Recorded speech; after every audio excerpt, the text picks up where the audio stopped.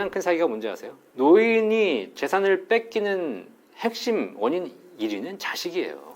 자식한테 뺏기는 거예요. 아니 우리 작가님도 마찬가지잖아. 우리 부모님 집 있으시죠? 저 집 내가 물려받을 생각 해요 안 해요? 하잖아요. 우리 어머니가 노후 준비가 아버지가 충분하다면 그 다 쓰고 가시면서 집은 물려받을 수 있어. 근데 우리 어머니 아버지도 노후가 힘들어. 근데 중요한 건 집 한 채는 있어. 그럼 자식 입장에서 뭘 바래? 우리 어머니가 저 집 한 채는 나한테 물려주고 가겠지. 그죠? 그런 생각해요. 또 내가 하다가 보면은 사업도 좀 하고 싶어. 일도 잘 안 돼. 그럼 누구한테 손 벌려? 아버지한테 손 벌리잖아. 아버지 노후자금 닫다가 아버지는 평생 노후자금 준비해가지고 모아온 퇴직금인데 그걸 자식이 가가지고 아버지 저 사업해야 되니까 5천만 원만 빌려주세요. 갚어?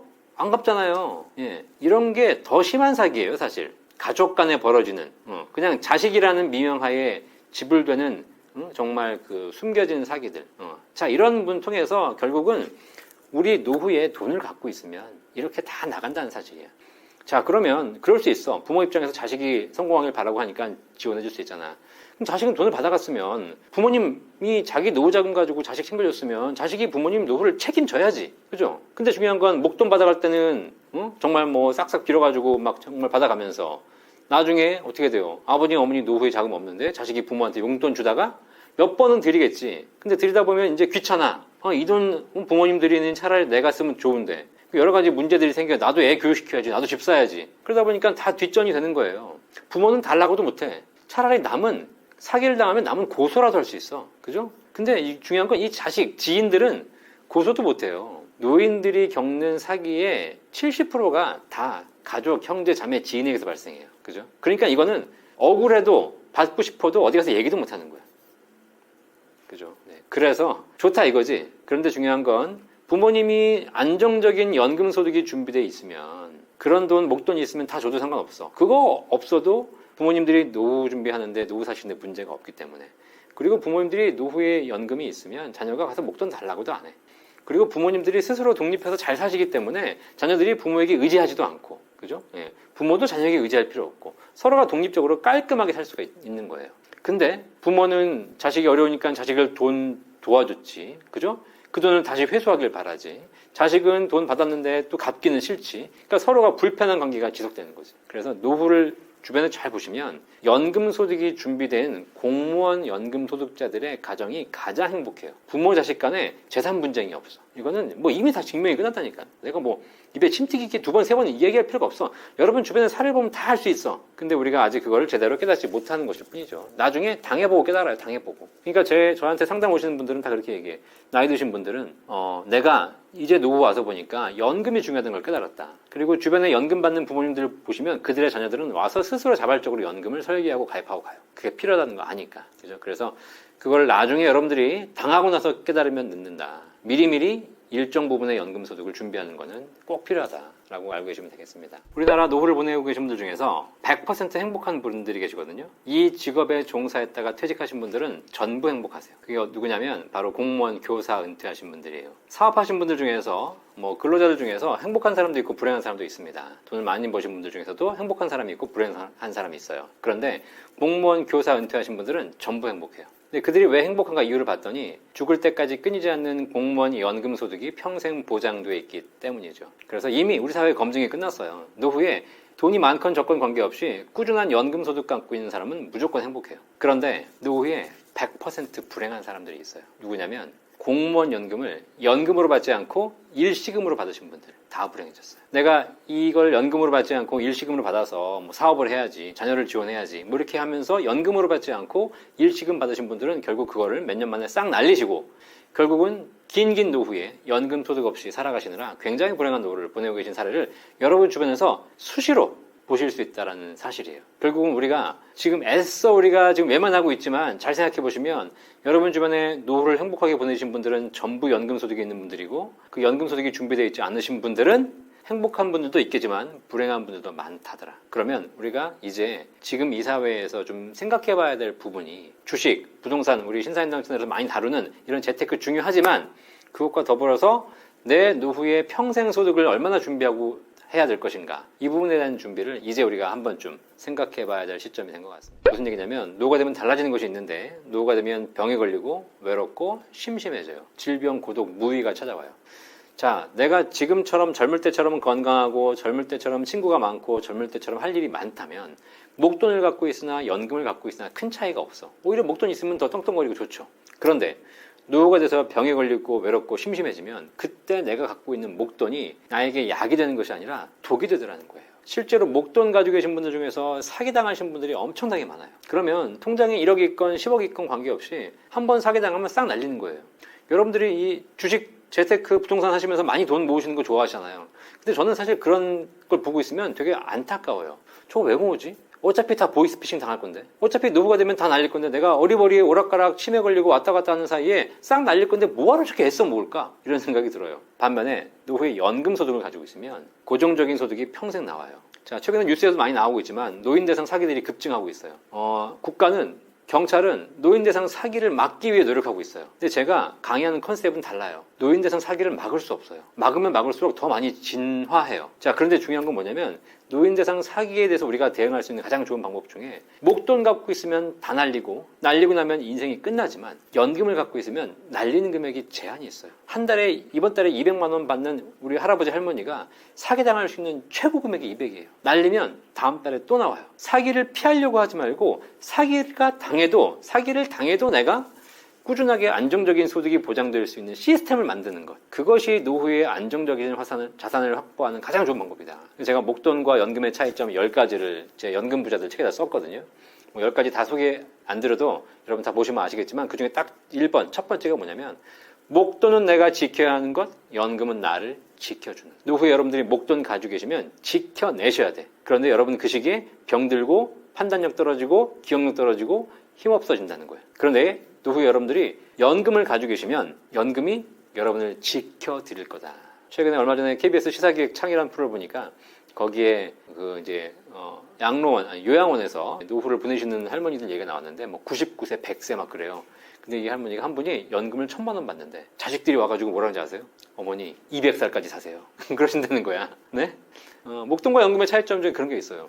목돈 가진 어르신은 일찍 돌아가시는 게 자식 도와주는 것이고 연금 가진 어르신은 오래 사는 게 자식 도와주는 것이다. 기분 나빠도 맞는 이야기예요. 노후에 내가 목돈을 갖고 있냐 연금을 갖고 있냐에 따라서 우리 노후에 대한 대접이 180도 달라진다는 건 이미 수많은 지금 노후를 보내고 계시는 어르신들이 다 증명해주고 있어. 근데 우리 젊은 사람들은 그걸 잘 모르거나 알면서도 당장 눈앞에 있는 주식과 부동산 투자 수익 때문에 그걸 애써 외면하고 있는 거지. 그러다가 이제 은퇴 직전 돼가지고 50세, 60세가 되면 발등에 불 떨어지니까 그제 와서 뭘 준비해야 되라고 생각하는데 이미 늦은 경우가 많죠. 그래서 젊을 때부터 연금에 대한 생각을 좀 하고 살자.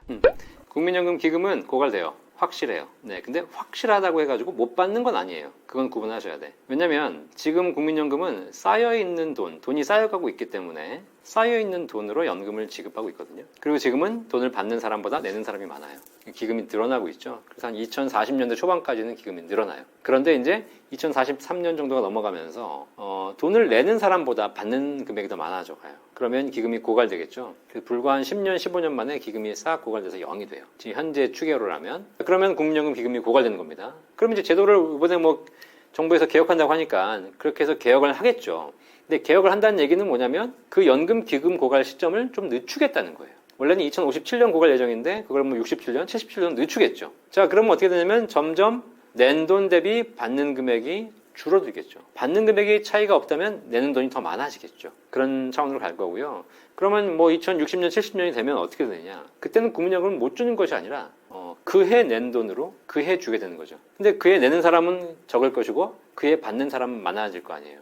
그러니까 받는 금액이 줄어들 것이고 그걸 채우기 위해서 세금을 얼마나 거기다가 메울지는 모르겠으나 결국은 고갈된다고 해서 못 받는 건 아니다. 대신에 받는 금액이 줄어들게 될 것이다. 그렇게 보시면 돼요. 국민연금 가지고는 조금 쉽지 않겠다라고 생각하시는 분들은 일단 직장 꾸준하게 다니세요. 여기저기 옮겨 다니지 말고 꾸준하게 다녀서 퇴직금 쌓는 거 굉장히 중요해요.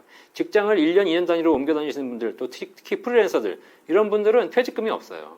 자영업 하신 분들이 장사해가지고 잘 될 때도 있고 안 될 때도 있지만 자영업 하신 분들이 퇴직하는 시점에 50세, 60세가 돼가지고 제일 많이 후회하는 것이 국민연금 제대로 안 낸 거하고 퇴직금 안 쌓아놓은 거예요.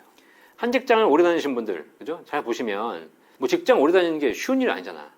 똑같은 상사와 수십 년을 일해야 되는 경우도 있고 정말 회사 다니면서 볼 꼴 안 볼 꼴 다 보는 경우도 있고 또 한 일을 계속 한다는 거 지겹기도 하고 그러니까 직장 생활 20, 30년 하는 게 쉽지 않아요. 그런데 그렇게 욕하고 어쨌든 더럽고 치사해도 다니고 나면 직장생활 30년 하고 나면 뭐가 남아? 국민연금 남고 퇴직금 남아요. 이 두 가지가 노후의 가장 기본적인 주축이 되어가고 있는 거거든요. 자, 그래서 웬만하면 직장을 옮기지 마시고 꾸준하게 다니셔라. 요즘 저도 저희 직원들 보면 옮기는 사람 되게 많더라. 하나를 꾸준하게 하는 게 좀 낫다. 옮긴다고 답 없다. 그 다음에 설령 옮긴다 하더라도 그 직장에서 받은 퇴직금 있잖아요. 그거 쓰지 마라. 그거 뭐 내가 몇 년 안 다녀가지고 얼마 안 됐으니까 이거 다 쓰시는 분도 계신데 그게 500만 원이든 1000만 원이든 그걸 꾸준하게 모아서 내 노후의 퇴직금이라는 생각으로 넣고 빼지 마라. 건드리지 마라. 그 다음에 매년 400만 원씩 세액공제되는 연금 저축 있거든요. 연금 펀드 이것도 꾸준하게 해서 연간 세금 환급도 받으면서 노후 준비하셔라. 그 다음에 개인 스스로 준비할 수 있는 비과세 연금보험도 있어요. 이런 것들도 좋은 상품 찾아가지고 내가 한 달에 최소한 뭐 2~30만 원씩이라도 꾸준하게 하셔라. 자, 그러면 제가 아까 젊은이들한테 뭐 노후 답이 없다라고 얘기했지만 잘 생각해보면요. 내가 노후 준비 안 하고 있는 것처럼 보여도 국민연금 내 월급의 9% 내고 있죠. 그럼 내가 월급이 300만 원이다 라고 하게 되면 한 달에 27만 원 이미 노후 준비하고 있는 거예요. 그 다음에 퇴직금 있죠. 퇴직금은 1년에 한 달치가 퇴직금이에요. 대략적으로. 그러면 내가 연봉이 3,600이다. 그러면 한 달치 300이잖아요. 그죠? 예. 그러면 이미 한 달에 25만 원씩 내가 꾸준하게 퇴직금, 연금으로 준비하고 있는 거예요. 연금저축이라는 거 연말 세액공제 400만 원까지 받는 거 아시죠? 이 연금저축 상품도 연간 400만 원까지 납입하면 세금 환급해드려요. 자, 그러면 연간 400만 원 하려면 한 달에 33만 원씩 내면 돼요. 자, 27 더하기 25 더하기 33 이미 85만 원이 내가 노후 준비 들어가고 있고요. 거기다 비과세 연금으로 내가 개인적으로 20~30만 원만 할 수 있다. 그러면 이미 나는 한 달에 100만 원 이상을 나도 모르는 사이에 자동적으로 연금을 준비하게 되는 그런 상황이 되고요. 그 정도만 준비되면 노후에 금액이 크든 작든 어디 가서 손가락 빨 일은 없다라고 보시면 되겠어요. 공무원들이 노후 준비 어떻게 하는지 아세요? 공무원들이 보통 빠르면 20대 초반에 공무원 임용이 되는 사람도 있어요. 대학 졸업하고 여자들은 바로 또 취직이 되면.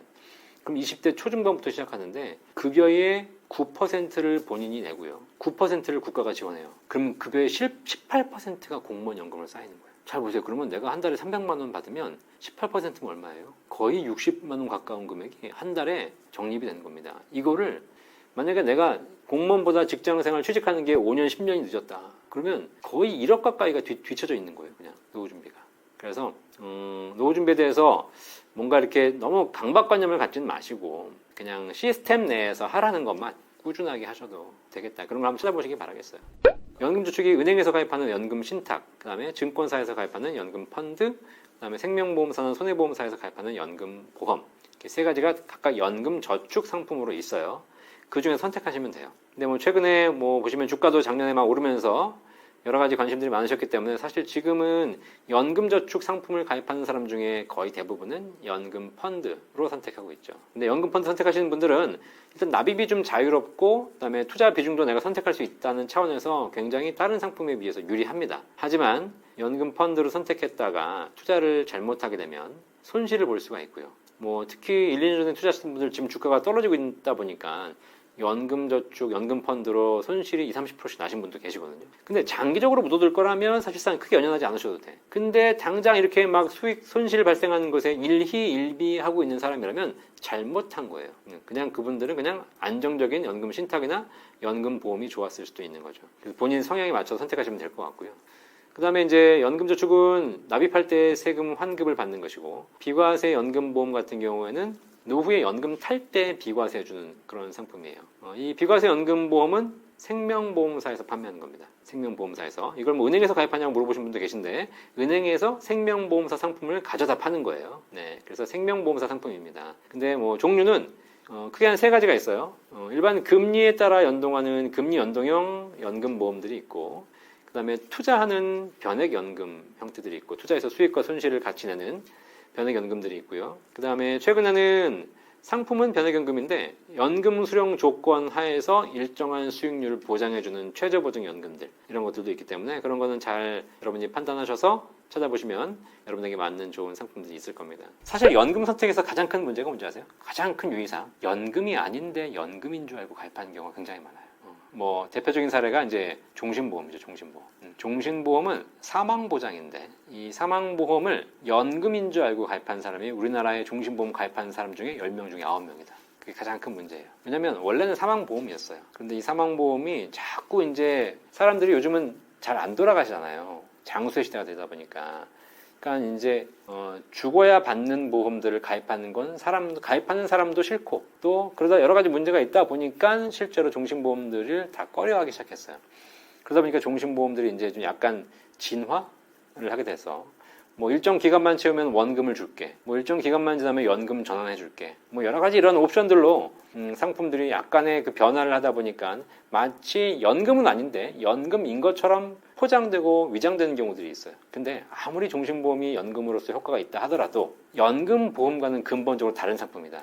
그래서 실제로 연금을 목적으로 하신다면 연금 쪽으로 가시는 게 맞고 사망보장이 목적이라면 종신보험을 가입하시는 게 맞아요. 그런데 우리 사회는 이제 그렇지 않다 보니까 사망보험을 연금인 줄 알고 사망은 빨리 죽어야 좋은 거고 연금은 오래 살아야 좋은 거기 때문에 사실상 이 상품의 구조는 정반대 구조거든요. 그래서 이 정반대 구조를 우리가 나타내는 한자를 모순이라고 하잖아요.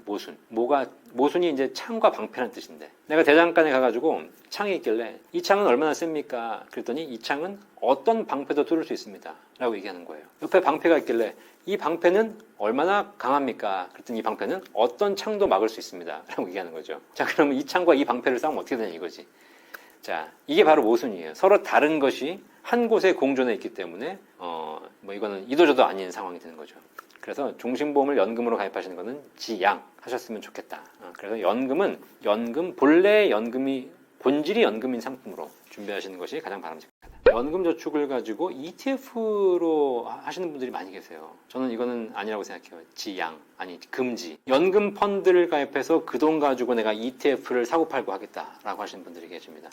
원래는 그 전 ETF를 활성화하기 전까지는 연금 저축을 가입하면 일정한 펀드에 투자해서 장기적으로 묻어두는 거였거든요. 원래 연금이란 게 장기 상품이기 때문에 그냥 펀드에 가입해서 묻어두는 것이고 펀드를 변경하거나 사고팔고 하는 것은 정말 몇 년에 한 번 정도 할까 말까 해야 되는데 요즘 젊은이들이 투자에 관심 많으면서 연금 저축이 세제 환급도 된다고 하니까 거기다가 넣어가지고 세제 환급도 받으면서 그걸 또 트레이딩을 하시는 분들이 계셔요. 아니 근데 잘 생각해봐. 1년 해왔지. 작년 1년간 잘했잖아. 지금도 하고 있는 사람 거의 없을걸요? 이제는 질렸어. 이제는 손실을 봐가지고 보기도 싫어졌을 거야 이제. 무슨 얘기냐. 내가 당장 하루 이틀 뭐 한 달, 두 달 단타 트레이딩을 해가지고 그거를 내가 빼서 쓰겠다. 그럼 해도 돼요. 근데 중요한 건 그게 아니라 연금은 10년, 20년, 길게는 30년 가야 되는 건데 이걸 트레이딩을 30년 하겠다고? 해봐서 알겠지만 트레이딩을 하게 되면 잠을 못 자요. 밥을 못 먹어요. 다른 일이 안 돼요. 업무 시간에 봐야 돼요. 자, 이거를 내가 평생 하겠다고? 근본적으로 하면 안 되는 일이에요. 약간 더 극한적으로 얘기하면 내 핸드폰에다가 강원랜드를 갖다 놓은 거잖아. 근데 매일 낮에 업무 시간에 강원랜드 가가지고 샀다 팔았다 트레이딩을 한다고 생각해 보세요. 안 된다니까. 그래서 원래 연금 저축에 ETF를 도입하면 안 돼. 근데 이제 ETF도 사실 종목과 똑같은 거거든요. 매일 실시간으로 트레이딩 가능하니까. 이걸 해놓으면 안 되는데 이걸 법으로 허용해버렸단 말이지. 그러다 보니까 연금저축 들어와가지고 펀드 가지고 ETF 해가지고 트레이딩을 하고 있는데 이거는 제가 보기에는 연금 가입하신 분들이 해서는 안 될 부분이다. 또 하나 연금저축 관련해가지고 가장 오해하시는 게 있어요. 이게 바로 뭐냐면 지금도 인플레이션이 좀 있잖아요. 그러니까 물가가 상승하니까 내가 근데 연금을 가입하면 나중에 수십 년 후에 연금 받을 텐데 나중에 연금 받는 게 화폐 가치가 하락하고 물가가 상승하면 이게 의미가 있을까? 이런 질문이 굉장히 많이 해요. 그런 질문 준비되어 있으시죠? 네. 그게 연금 가입하시는 분들이 가장 큰 오해예요. 제가 설명해 드릴게요. 연금 소득으로는 최소한 300 있어야 돼요. 예. 수도권, 경기. 그거 가지고 또 모자르다라고 하시는 분도 계시겠지만 사실 우리가 노후를 연금만으로 사는 건 아니잖아요. 노후에 일하시는 분도 계시고 또 예를 들면 지금 뭐 주식 좋아하시는 분들은 주식해서 배당을 받는 분도 계시고 그다음 부동산에서 임대소득 받는 분도 계시고 뭐 여러 가지 소득의 종류는 다양해요. 있는 돈 까먹을 수도 있고. 그런데 수도권에 살면서 설령 내가 어떤 상황이 발생한다 하더라도 내 삶에 큰 무리가 없을 정도를 만약에 필요로 하신다면 지금 현재 가치 기준으로 월 300만 원 정도의 연금은 사실상 준비되어야 한다. 그럼 뭐 월 300만 원이면 되게 큰 것처럼 보이잖아. 이거 어떻게 준비하지? 라고 얘기하시지만 공적 연금을 제대로 준비하신 분들은 기본적으로 지금 150만 원 가까이 나와요. 맞벌이 했으면 공적 연금으로 끝이에요. 공무원 한 명이면 공적 연금으로 끝이에요. 네, 그래요. 그러니까 사실상 공적연금으로 최소한 100에서 200 정도가 준비되는 것이 뭐 부부 합산 좋고 그 다음에 개인연금, 퇴직연금으로 준비하시면 충분히 가능해요. 근데 중요한 건 내가 이걸 연금화하기 싫고 내가 1억 있으면 1억을 연금으로 받으면 되는데 1억을 연금으로 받으려니 1억이 날아가잖아. 그러니까 아까울 뿐이지 사실상. 내가 집은 뭐 5억짜리 10억짜리 살고 있는데 이 집을 담보로 주택연금 받으면 되는데 이걸 내가 자식한테 물려줘야 되는데 이걸 내가 연금으로 받아야 돼? 이런 생각하고 있으니까 연금소득이 없는 것이지. 충분히 지금 있는 자산 가지고 만약에 연금으로 전환하실 수만 있다면 그렇게 어려운 금액은 아니다. 그럼요. 주식의 본질이 뭐예요? 주식의 본질. 주식의 본질을 투자하는 사람들 우리나라 100명 중에 99명이 주식의 본질이 뭔지 몰라요. 주식은 시세 차익을 노리는 게 아니에요. 10,000원에 사가지고 20,000원에 파는 게 주식이 아니라니까. 그럼 내가 삼성전자의 주식을 사겠다는 것은 뭐냐면 삼성전자의 주주가 되어서 삼성전자의 성장과 함께 하겠다는 거야. 이해되시겠죠? 그럼 삼성전자 주주는 핸드폰 뭐 써야 돼요? 핸드폰 갤럭시 써야 돼요. 아이폰 쓰면 안 돼요. 그게 기본적인 주주의 마인드예요. 내가 투자한 회사, 내가 함께 주인인 회사, 이 회사가 성장하기 위해서 내가 도와줘야 되고 응원해줘야 되는 게 주주의 역할인데 주식은 삼성전자 걸 갖고 있으면서 핸드폰은 아이폰 쓰고 있는 거야. 이렇게 하면 배신이지 이건. 그럼 차라리 애플 주식을 사든가. 그죠? 그래서 기본적인 마인드가 주주로서의 마인드여야 돼. 그러면 주주가 되면 이 회사의 성장과 함께하는 것이고 함께 올라가면 좋은 것이고 함께 떨어지면 또 응원해주고 그러면서 또 기다려주는 것이고 이게 이제 기본적인 주식 투자의 본질이에요. 이걸 하자고 한 거야. 이 문화가 있어야 기업이 좋아해요. 만약에 작가님이 내가 회사를 운영하기로 했어. 근데 이 회사에 투자한 사람이 한번 생각해봐. 2명의 투자자가 있어. 내가 지금 1억 투자할 테니까 10년 동안 제가 묻지 않을 테니까 10년 동안 잘 회사 운영해가지고 나중에 불려서 저한테 수익 주십시오. 라는 A라는 투자자가 있고 B라는 투자자는 1억 투자하고 나서 뭐라고 하냐? 매일 찾아와. 매일. 요즘 회사 잘 돼요? 안 돼요? 수익이 나는 거예요? 안 나는 거예요? 조회수가 왜 이렇게 안 나와요? 이거 가지고 수익 되겠어요? 나 빨리 돈 빼줘야 되는 거 아니에요? 맨날 이런 얘기를 하면서 사고 팔고 한다고 생각해 보세요. 기업 오너 입장에서는 누구의 돈이 훨씬 더 좋겠습니까? 첫 번째 투자자의 돈이 훨씬 좋고 그 사람이 믿어줬기 때문에 더 열심히 하고 싶은 거예요. 근데 우리나라의 주식시장에 투자자들은 A는 없어. 전부 B야. 이 회사가 어떤 회사인지도 모르겠고 무슨 일이 있는지도 모르겠고 그냥 샀다 팔았다. 요즘 떨어졌어? 샀다가 또 올랐어? 팔았다가. 응? 그 떨어지면 욕하고. 이런 사람들이 넘쳐나기 때문에 주식시장이 엉망이고 개판이 되는 거죠. 그리고 유튜브에 있는 수많은 주식 방송들이 그걸 조장하고 있잖아. 그러니까 그래서 뭐 주가가 오르니까 사라, 뭐 떨어지니까 팔아라, 뭐 이건 앞으로 어떻게 될 거지? 그거 어떻게 알아? 저는 주식하면서 제일 웃긴 게 그거예요. 내일 주가를 예측하는 것, 제일 쓸데없는 방송이. 내일 주가를 어떻게 알아요? 2월 달에 우크라이나 전쟁이 났는데, 우리나라 주식 방송 중에서 우크라이나 전쟁 난다고 예측한 방송이 어디 있었어? 다 전쟁 나기 전달까지 안 난다 그랬어. 안 난다고. 그죠? 그러니까 내일 일을 예측하는 자체가 의미가 없는데 우리는 그런 방송을 보면서 주식을 사고 있고 그런 방송을 하면서 먹고 살고 있더라는 사실이에요. 하나 더 말씀드리자면 주식 투자의 본질은 주주가 되는 거잖아요. 주주가 되면 좋은 게 하나 있어요. 그게 바로 뭐냐면 아까 우리 돈을 빌려준 사람에겐 채권을 발행하고 1년에 한 번씩 이자를 줬죠. 투자를 한 사람에게는 주식을 주고요. 이 사람에게도 1년에 한 번씩 주는 게 있어요. 배당이에요. 배당. 자, 그래서 주식 이제 뭐 회사가 수익이 안 날 때는 배당을 할 수 없지만 수익이 나게 되면 일정 비율을 배당을 할 수 있거든요. 그럼 보통 지금 뭐 우량주들은 뭐 적게는 2, 3%, 3, 4%, 뭐 5, 6%씩 배당하는 데도 있습니다. 그럼 뭐 은행이자보다 높은 수준의 배당을 받을 수 있어요. 그죠? 그러면 나는 주주이기 때문에 회사에 일정 부분 수익이 나면 1년에 한 번씩 혹은 분기에 한 번씩 일정한 배당을 받으면서 투자를 하게 되는 거예요. 그게 굉장히 좋은 또 하나의 가치가 되는 거죠. 그래서 되게 재밌는 건 뭐냐면 매매 차익의 중심을 둔 투자자들은 파란색, 빨간색만 봐요. 오르면 좋고 떨어지면 안 좋고 이렇잖아요. 내 투자 금액이 얼마인지만 내가 1,000만 원 투자했는데 오늘 1,200이 됐나 900만 원 됐나 이것만 보는 거죠. 그런데 그러면 오르면 좋고 떨어지면 안 좋잖아요. 근데 이 주식 배당을 중심으로 투자하는 사람들은 관점이 완전히 달라져요. 혹시 배당을 받으려면 배당은 뭐를 기준으로 주는지 아세요 혹시? 자, 일반적으로 주식에서 배당을 받으려면 당신이 투자한 금액에 따라서 배당을 해주는 게 아니에요. 주식 배당은 투자 금액이 아니라 보유 주식 수에 따라 배당해요. 1,000만 원당 얼마 줄게, 100만 원당 얼마 줄게 이게 아니라 몇 주당 얼마 줄게, 주당 얼마 줄게. 자, 그러면 내가 100주를 가지고 있는데 배당을 주당 1,000원 하기로 했어요. 그럼 이 사람은 10만 원의 배당을 받게 돼요. 근데 내가 2,000주를 갖고 있어? 그러면 20만 원의 배당을 받게 되는 거예요. 이해되시겠죠? 자, 그럼 잘 봐요, 이제. 배당을 많이 받으려면 나는 뭐를 늘려야 되죠? 보유 주식 수를 늘려야 돼요. 자, 보유 주식 수. 그럼 이제 되게 재밌는 로직이 가능해집니다. 이게 무슨 얘기냐? 삼성전자 주가가 5만 원이에요. 자, 5만 원인데 내가 매달 100만 원씩 주식을 사기로 했어. 그죠? 자, 그러면 내가 100만 원어치 주식을 사기로 했는데 5만 원이면 이번 달에 몇 주 살 수 있어요? 20주를 살 수 있어요. 나는 이제 20주에 해당하는 배당권을 가진 거예요. 그렇죠? 자, 그런데 다음 달에 주가가 올라가지고 6만 원이 돼버렸어.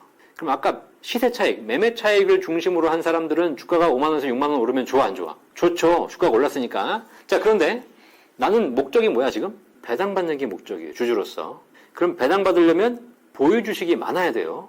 자, 그런데 분명히 지난달에는 100만 원 가지고 20주를 샀어. 근데 주가가 6만 원 오르니까 이번 달에 100만 원 가지고 살 수 있는 주식이 20주가 돼, 안 돼? 안 돼요. 16주밖에 못 사는 거예요. 이상하다? 나는 분명히 이번 달에 20주를 사야 되는데 20주를 사려면 120만 원이 필요하잖아. 그러니까 이 사람이 슬퍼하고 기분이 나쁜 거예요. 근데 갑자기 주가가 떨어져가지고 4만 원에서 4만 원이 됐어. 자, 이번 달에 이제 100만 원 가지고 살려고 보니까 4만 원짜리 주식을 100만 원 가지고 사니까 몇 주 살 수 있는 거야? 25주를 살 수 있어요. 배당 받으려고 보니까 나는 25주를 살 수 있게 되기 때문에 배당을 더 많이 받게 된 거예요. 이게 이해되시겠습니까? 이게 전문용어로 코스트 에버리지 효과 뭐 이렇게 얘기하는 건데 잘 보면 이걸 우리가 실제로 배당을 중심으로 투자하는 사람들은 이걸 체감하고 있는 거예요. 주가가 오르면 똑같은 금액으로 살 수 있는 주식수가 떨어져서 배당이 불리해져요. 그런데 주가가 떨어지면 동일한 금액으로 더 많은 주식을 살 수 있어서 더 많은 배당을 받을 수 있게 돼요.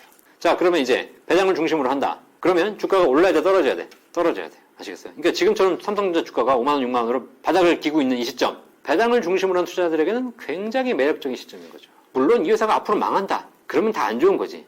근데 앞으로 아까 얘기했듯이 우상향한다. 앞으로 정말 언젠가는 좋아질 거라면 이렇게 내가 저점에서 많은 주식을 살 수 있는 이 기회가 오래되면 오래될수록 좋은 거예요. 그러니까 이게 매매 차익 중심으로 하는 사람과 배당 수익 중심으로 하는 사람과 주식 시장을 보는 관점이 정반대가 돼요. 배당 중심으로 보는 사람은 이 시장을 즐기고 있어. 매매 차익을 중심으로 하는 사람들은 이 시장에서 슬퍼하고 우울해하고 있는 것이고. 근데 그게 결국은 투자의 본질이더라. 본질에 접근하면 투자는 재미있어지고 쉬워지고 도움이 된다. 그런데 투자의 본질에서 어긋나서 투자를 주주가 아닌 매매 차익 중심, 시세 차익 중심의 도박으로 보고 있으면 일희일비하게 되고 그래서 이제 1년, 2년 하다 보니까 주가가 오를 땐 잠깐 좋았다가 떨어지니까 지금 또 안 좋잖아. 또 다 나가고 있잖아. 그죠? 빨리 나가야 돼, 그런 사람들은. 그런 사람들이 들어왔기 때문에 이 시장이 갬블링 시장이 된 거예요. 나가버려야 돼. 제발 나가주세요. 여러분이 나가야 주식시장이 다시 상승하기 시작합니다. 경제적 자유는 어디서 오는지 아세요, 혹시? 경제적 자유는 돈을 갖고 있다고 해서 오지 않아요. 경제적 자유는 돈과 할 일이 같이 있어야 돼요. 그래서 우리 지금 젊은이들이 약간 좀 이렇게 뭐 혼돈하시거나 잘못 판단하시는 게 있는데, 파이어족이라고 아세요? 파이어족? 그래서 뭐 40대에 내가 빨리 리타이어 얼리, 그래서 경제적인 프리덤을 가지고, 그 다음에 이제 빨리 은퇴하겠다라고 얘기하시는 분들 계세요. 그런데 정작 은퇴해서 돈만 갖고 있으면 과연 내가 행복할까요? 그렇지 않아요. 그리고 꾸준한 소득이 있으면서 내가 돈을 갖고 있어야 이 돈을 잘 운용할 수 있는 것이지. 꾸준한 소득이 없는 상태에서 내가 돈을 쥐고 있고 그거를 어쩔 수 없이 인플레이션 이상 불려된다는 의무감을 갖는 순간 나는 여기에 노예가 돼요. 경제적인 자유, 돈이 많다고 해가지고 경제적인 자유가 오는 게 아니거든요. 그죠? 예. 그리고 은퇴하셔가지고 뭐 놀고 있을 것 같아 그냥? 그렇지 않지. 뭔가를 계속 하실 거라는 거예요. 왜? 내가 돈이 많다고 해서 경제적 자유가 오는 것이 아니라 돈도 돈이지만 꾸준하게 할 일이 있고 거기서 꾸준하게 인컴, 캐시플로우가 들어오는 것이 같이 병행되어야 경제적 자유가 발생하는 것이거든요. 그러니까 연금만 있다고 해서 경제적 자유가 오지 않습니다. 노후에도 마찬가지예요. 주식만 있다고 해가지고 경제적 자유가 오는 것이 아니에요. 부동산을 내가 10채를 갖고 있다고 해서 오는 것이 아니에요. 임대소득을 한 달에 1,000만 원씩 받는다고 해서 경제적 자유가 오는 것이 아니야. 그죠? 이런 모든 것들이 잘 포트폴리오로 준비되어 있는 것, 그와 더불어서 죽는 그날까지 내가 꾸준하게 할 일이 있는 것. 이것이 결과적으로 나의 진짜 경제적인 자유를 만들어주고 있다. 또 하나 이제 말씀드리고 싶은 건 뭐냐면 일에 대한 얘기 했잖아요. 일에 대한 이야기. 제가 할 일이 필요하다, 일을 꾸준하게 해라, 평생 할 일이 필요하다라고 얘기를 하거든요. 그러면 이제 보통 뭐 젊은이들도 그렇고 나이 드신 분도 그렇고 꼭 하는 얘기가 있어요. 지금까지 직장생활 20년 한 것도 지겨워 죽겠는데 뭘 더 일하라는 얘기냐. 지겹다, 이걸 왜 해야 되냐라고 하는 이유가 뭔지 아세요? 왜 지겨워하는지 아세요? 그 근본적인 우리가 패러다임을 잘못 지금 이해하고 있기 때문이에요. 이것도 우리가 개선해야 되고 깨달아야 될 거예요. 예를 하나 들어드릴게요. 영화배우 안성기 씨, 이순재 씨가 있어요. 나이 70, 80이에요. 그분들이 난 일은 정말 싫어. 연기 정말 싫어. 나 진짜 지긋지긋해. 빨리 은퇴하고 싶어. 이런 얘기 들어보셨어요? 송혜 선생님, 엊그제 돌아가신 송혜 선생님 95세, 96세까지 노래자랑 했어요.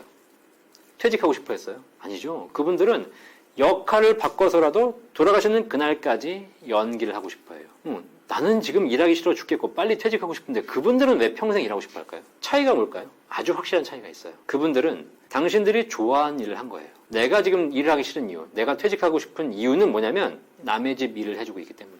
진짜 일을 해라. 진짜 일. 진짜 일은 남의 집 일이 아니고 진짜 내가 하고 싶은 일, 진짜 내가 잘하는 일. 하다못해 소득이 뭐 한 달에 500만 원, 1000만 원 없어도 돼. 내가 일정한 돈이 주어지고 일정한 연금 소득이 있고 일정한 배당 소득이 있으면 내가 나가서 한 달에 100만 원, 200만 원만 벌어도 충분히 내가 사는데 문제가 없잖아요. 근데 내가 이것이 남의 집을 일을 해주면서 500만 원 버는 것도 좋지만 내가 하고 싶은 일 하면서 100만 원, 200만 원 버는 거? 어차피 내가 한 번 인생 사는 건데 해볼 만한 거 아니에요? 그게 진짜 경제적 자유지. 경제적 자유란 돈이 많은 것이 아니라 내가 하고 싶은 일을 하고 할 수 있는 거.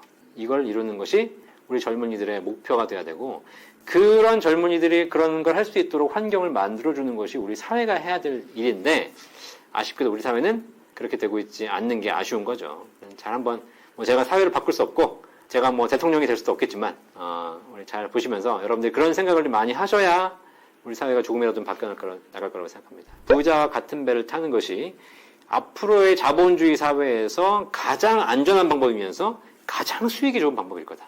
우량주를 사시라는 거예요. 네. 좋은 주식, 집을 사더라도 좋은 곳에 집을 사라. 좋은 곳에 살 돈이 없으면 사지 마라. 주식을 사더라도 우량한 주식을 사라. 우량한 주식을 살 돈이 없으면 사지 마라. 아시겠죠? 이렇게 하다 보니까 이제 하다 보니 약간 좀 이렇게 염세적이고 좀 그렇게 보실 수 있는데 저는 핵심이 그래요. 그럼 나는 어떻게 살고 있냐? 나는 부자냐? 연금 박사도 부자냐? 그렇지 않아요. 저는 이 사회에서 부자들과 싸우는 건 포기했어요. 저도 유튜브를 하고 있고 소득을 벌고 있고 여러 가지 있지만 저는 딱 목표를 정했어요. 어차피 이 세상 왔는데 즐겁게 놀다 가자. 지금까지 제가 준비한 연금들 국민연금도 있고 퇴직금도 있고 그다음에 개인연금도 있고 이런 것도 있어요. 이런 걸 가지고 지금 준비한 것만으로도 어디 가서 굶어 죽을 일은 없어요. 예. 그러면 열심히 방송하면서 사람들에게 좋은 내용 전해주고 또 열심히 상담하면서 내가 알고 있는 것도 전달해주고 강의도 다니고 교육도 하고 그러면서 또 시간 나면 여행도 다니고 놀러도 다니고 그러면서 내가 죽는 그날까지 실컷 놀고 즐기고 가자. 그러기 위해서 내가 나에게 뭐가 필요한가 봤더니 집? 살 집 하나 있으면 되잖아. 그죠? 내가 무슨 20억, 30억짜리 강남에 집을 3채, 10채씩 가지고 있을 필요가 없잖아. 갖고 있으면 뭐해? 내가 하늘나라 갖고 갈 것도 아닌데. 어차피 여기 두고 갈 건데. 그죠? 나는 딱 보니까 한 달에 500만 원만 있으면 되겠더라고. 한 달에 500만 원 연금 소득 만들어가지고 그걸로 내가 일할 때 일하고 놀 때 놀고 평생 쓰다가 가면 되는 거 아니야. 그죠? 자식 공부시켜주면 되는 거고. 그죠? 네. 그렇게 생각하다 보니까 자연히 연금에 대한 것이 더 강해지는 거예요. 그래서 한 달에 500만 원씩만 연금을 준비해 놓자. 그 이상은 잘 되면 좋고 안 되면 말고. 그렇게 해서 내 인생의 행복을 찾아가는 방법을 제가 터득한 거죠. 여러분도 마찬가지예요. 돈 많이 벌면 좋을 것 같지만 물론 좋죠. 돈 많이 쓰면. 하지만 그것보다 더 중요한 건 일정한 내가 평생 쓸 수 있는 연금 소득, 캐시플로우를 확보하는 것을 1번 목표로 두시고 그것만 확보하셔라. 그러면 남들이야 수천만 원 벌건 수억 벌건 관계없이 그냥 나는 내 인생 행복하게 살 수 있다. 연금에 대한 강의를 하면서 꼭 말씀드리는 게 뭐냐면 평생 할 일과 평생 소득을 같이 준비하는 것. 이것이 노후의 답이기도 하고 우리 사회를 살아가는 가장 현명한 방법일 것이다. 그래서 내가 젊을 때 무슨 일을 할 것인가도 중요하고요. 그 다음에 퇴직한 이후에도 노후의 내 인생 이막에서 또 무엇을 하면서 할 것인가 거기에 대한 고민도 꾸준하게 하시면서 할 일을 준비하시고 그와 더불어서 거기서 발생한 소득으로 미래에 대한 저축을 하면서 평생 소득을 준비한다면 이 세상에서 아마 크게 잘 살지는 못해도 죽는 그날 잘 놀다 간다 라는 생각을 하실 수 있을 거라고 생각합니다. 지금 이 사회가 굉장히 좀 어렵잖아요. 지금 인플레도 있고 금리도 상승하고 있고 부동산도 그렇고 다 어렵잖아요. 근데 중요한 건 그것에 일희일비하며 사는 것은 너무 불행한 것 같아요. 근데 아까도 워렌 버핏이 얘기했듯이 내 몸값에 대한 준비가 되어 있으면 사실 물가가 좀 오르건 집값이 떨어지건 관계없이 내 스스로에 대한 자신이 있으면 이 자존감이잖아. 이런 게 있으면 이 외부적인 경제 상황에 좀 덜 흔들면서 내가 이 세상을 좀 현명하게 잘 살 수 있을 것 같다. 그래서 그런 부분에 대한 준비, 몸값, 일, 그리고 소득에 대한 준비를 같이 병행하시는 우리 신사임당 구독자분들이 되시기 바라겠고요. 언제든지 연금에 대한 모든 궁금증이 있으시면 저희 연금 박사에서 해결해 드리도록 하겠습니다.